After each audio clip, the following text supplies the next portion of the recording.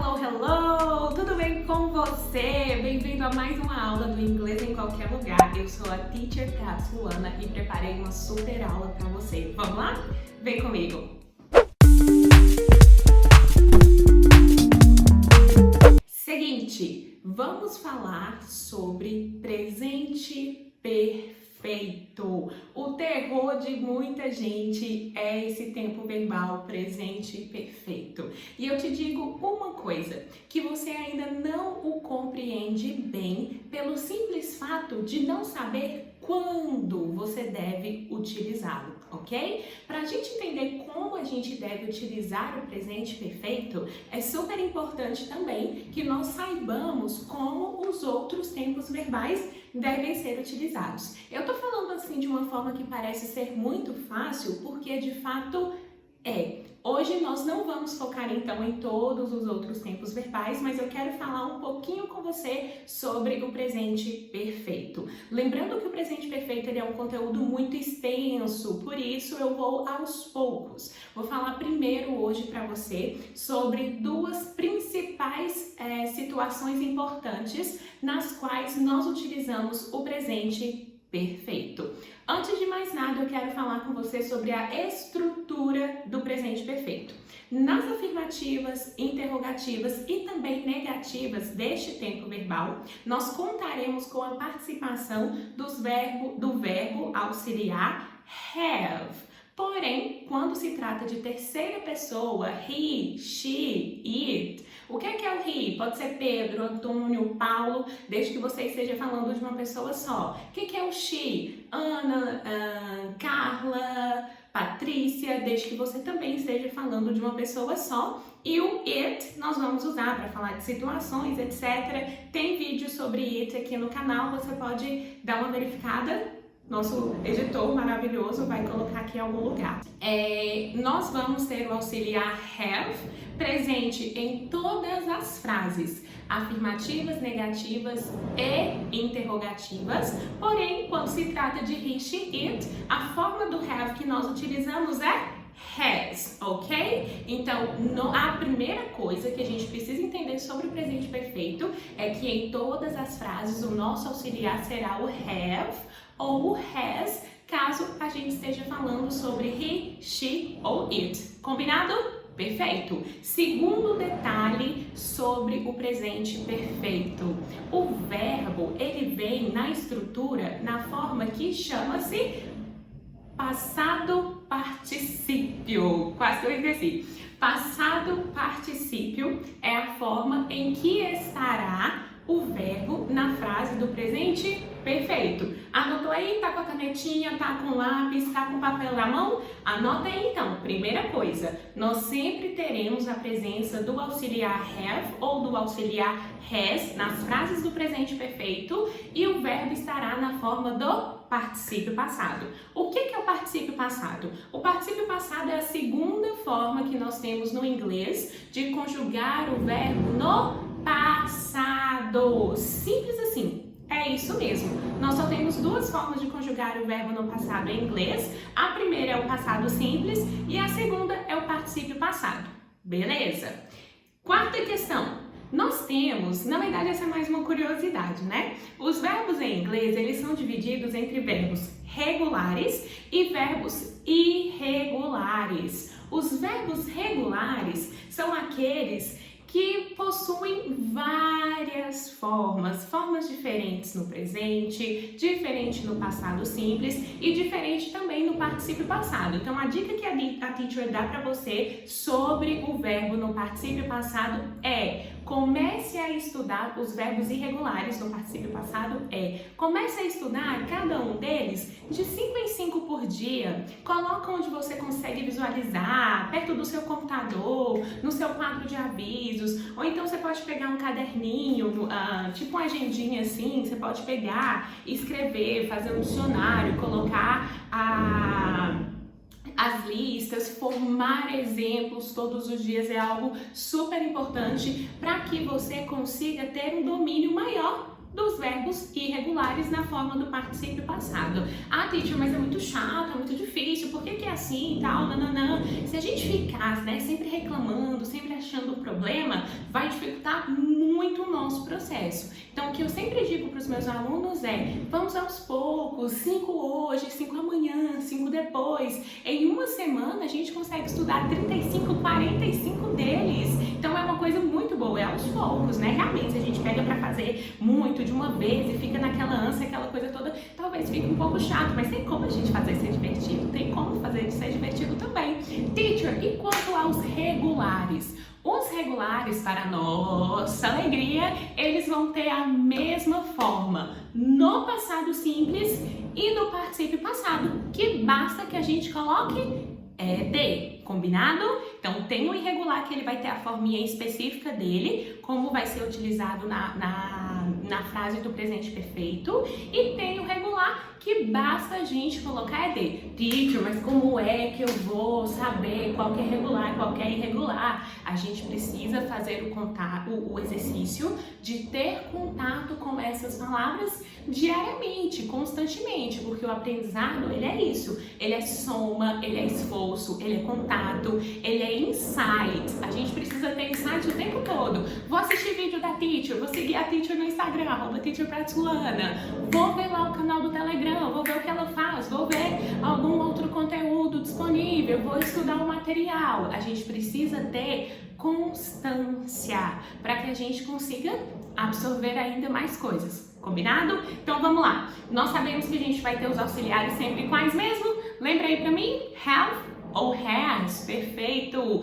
E o verbo ele precisa estar na forma do particípio passado. Os irregulares eles vão possuir a sua própria forma e os regulares é só colocar ED. Combinado? Very good.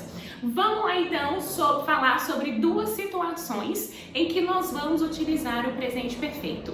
A primeira delas é quando algo é novidade, quando a gente vai fazer uma fofoca, quando sai uma notícia no jornal, quando alguma coisa aconteceu recentemente, a gente utiliza o presente perfeito para informar isso. Teacher, precisa ser um passado muito distante? Não, pode ser 5 segundos atrás, pode ser 3 segundos atrás, 1 minuto, 2 minutos, horas, não importa. Nesse momento, no presente perfeito, quando nós utilizamos ele para falar sobre novidade, nós não mencionamos quando é que a ação aconteceu, a gente simplesmente usa o auxiliar e o verbo na frase normal, a gente simplesmente quer informar para alguém que aquela ação ocorreu, tá bom? Por exemplo, eu tô aqui fazendo comida, né? Tô cortando uma carne e corto o meu dedo junto. O que eu vou falar? I have cut my finger. Por quê? Porque isso é novidade, é informação nova. Não tem problema quando o tempo tem que aconteceu, mas é algo que acabou de acontecer. Oh, I've cut my finger. Acabei de cortar o meu dedo, ok? Então isso é novidade. Eu não preciso colocar a marcação de tempo.